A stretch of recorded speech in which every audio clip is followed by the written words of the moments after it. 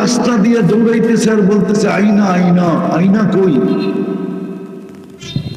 বাড়িওয়ালারা বলতেছে ছিঁড়ছে তার, বন্ধুরও বলে তার ছিঁড়ছে, প্রতিবেশীও বলে তার ছিঁড়া গেছে।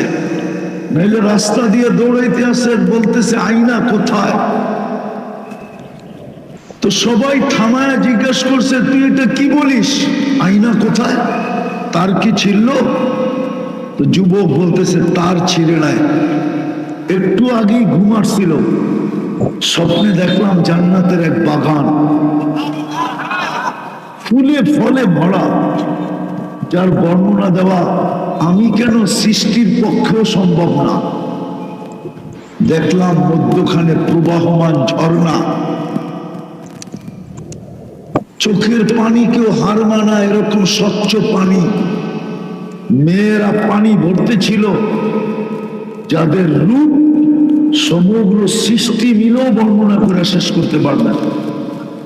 আমি যখন আগাইলাম তো একজন বলল আইনার জামাই আসতেছে। জিজ্ঞেস করলাম তোমাদের ভিতরে আইনা কে?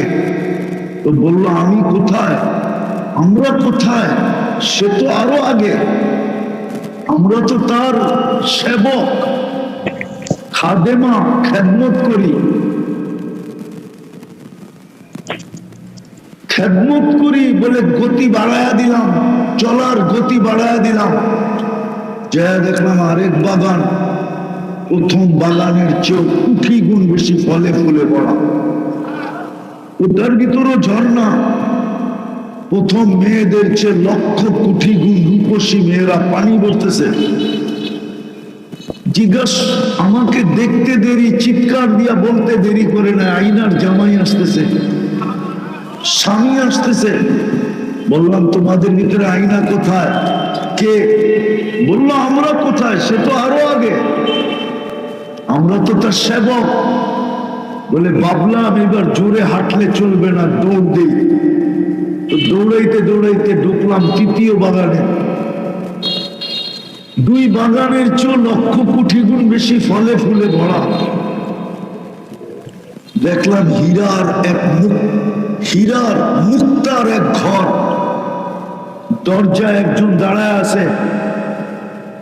দুই দলের চেয়ে যার রূপের বর্ণনা দিয়া শেষ করা যাবে না।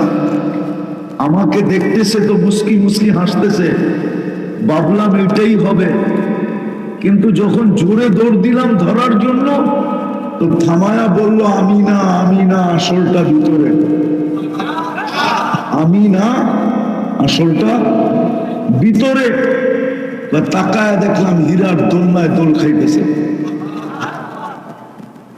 নিজেকে ধরে রাখতে পারতেছিলাম না, ইচ্ছা করতেছিল যে একটা জাম দেই আর গলায় যায় পড়ি, কিন্তু থামায়া বললো এখন না, আজকে ইফতার আমার কাছে করবে, এখন না, ইফতার আমার কাছে চোর করবে আজকে। কাহিনী শুনানো শেষ, একটা চিৎকার দিছে আর রুবা